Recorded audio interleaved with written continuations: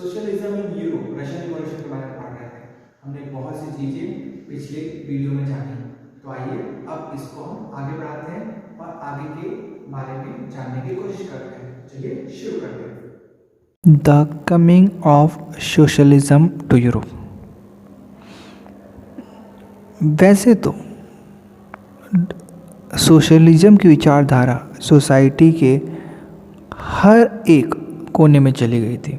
लोग जानने लगे थे कि सोशलिज्म क्या है। सिर्फ यूरोप में नहीं बल्कि वर्ल्ड के और भी जगहों में सोशलिज्म की बातें हो रही थी।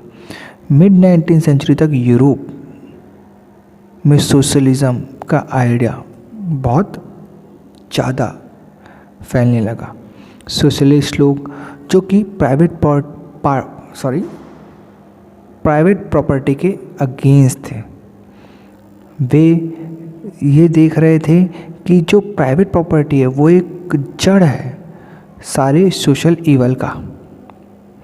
पर ऐसा उनका क्यों सोचना था?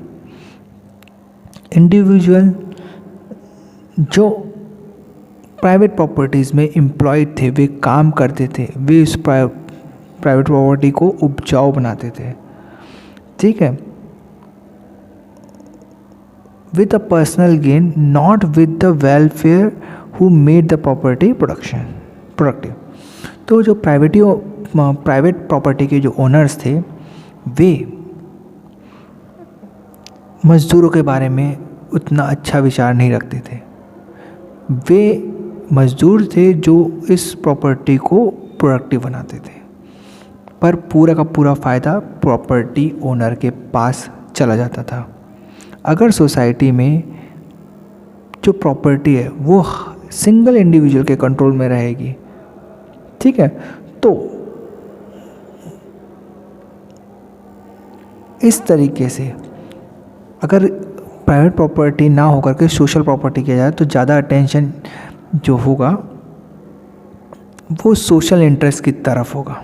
सोशलिस्ट मानते थे कि बदलाव आने का ये सबसे अच्छा समय है। So how could the society without property operated? What with the basis of the socialist society? तो किस तरीके से अगर प्रॉपर्टी सोसाइटी ऑपरेट करेगी तो किस तरीके से ऑपरेट करेगी, और सोशलिस्ट सोसाइटी का बेस क्या होगा?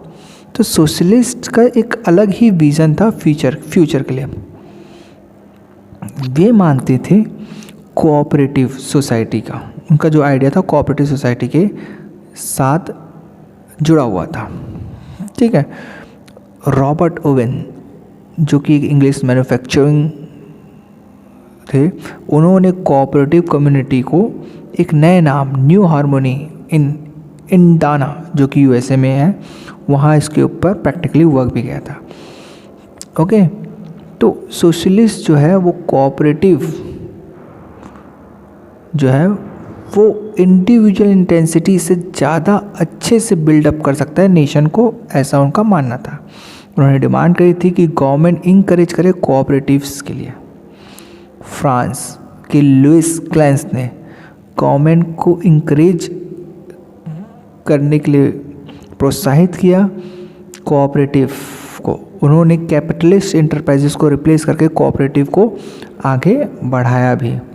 कोऑपरेटिव जो एसोसिएशन है पीपल्स का, वे गुड्स मिल करके प्रोड्यूस करेंगे और जो भी उसका प्रॉफिट होगा वो अपने वर्क के अकॉर्डिंग वे आपस में बांट लेंगे। कार्ल मार्क्स और फ्रेडरिक एंजल ने भी अपने आइडियाज़ इस आर्ग्यूमेंट में रखे। मार्क्स ने अपने आर्ग्यूमेंट में बताया कि जो इंडस्ट्रियल सोसाइटी है वो कैपिटलिस्ट सोसाइटी है, इसमें पूरा कंट्रोल कैपिटल लगाने वाले पूंजीवादियों, ठीक है, अमीरों के हाथ में बंधा हुआ है। प्रॉफिट कैपिटलिस्ट ले जाते हैं और वर्क पूरा वर्कर करते हैं। वर्करों की कंडीशन बिल्कुल भी इम्प्रूव नहीं हुई है, जबकि वही प्रॉफिट कमा करके प्राइवेट कैपिटलिस्ट को देते हैं। वर्कर को कैपिटलिस्ट को हटा देना चाहिए और प्राइवेट प्रॉपर्टी पे रूल करना चाहिए, ऐसा मार्क्स का कहना था। मार्क्स बिलीव करते थे कि उन्हें अपने आप को कैपिटलिस्ट के हो रहे एक्सप्लॉयटेशन से आज़ाद करना चाहिए।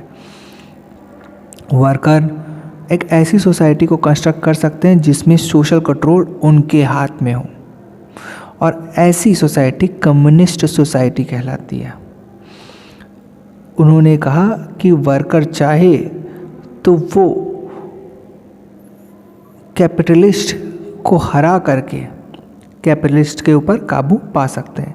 ये कम्युनिस्ट सोसाइटी जो है वही आगे जाके इस वर्ल्ड का फ्यूचर बनेगी, ऐसा मार्क्स का कहना था। अब हम जान लेते हैं कि किस तरह से सोशलिज्म को सपोर्ट मिला।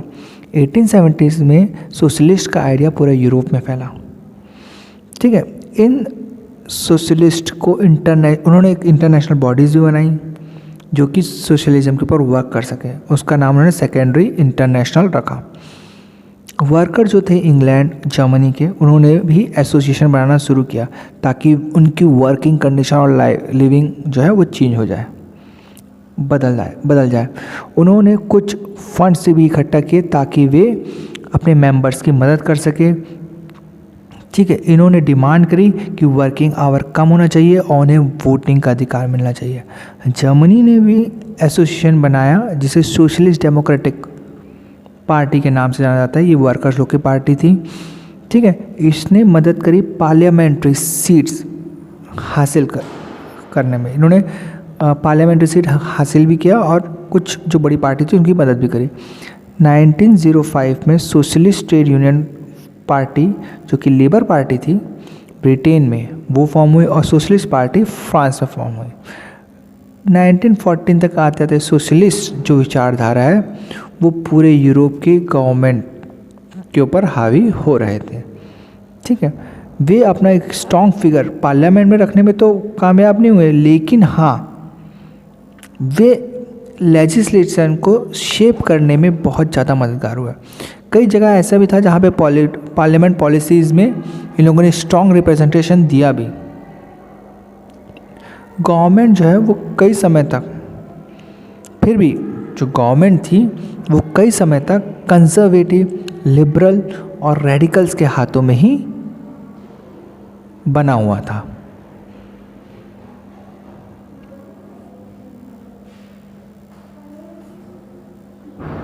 आपको आज का ये वीडियो समझ में आया होगा। अगर आपको वीडियो अच्छा लगा है तो इसे लाइक करें। अगर कोई डाउट है तो आप मुझे कमेंट सेक्शन में पूछ सकते हैं। अभी तक अगर आपने इस चैनल को सब्सक्राइब नहीं किया तो सब्सक्राइब कर लीजिए और इसके बेल आइकन को क्लिक कर लीजिए ताकि आपको वीडियो अपलोड होते ही नोटिफिकेशन मिल जाए।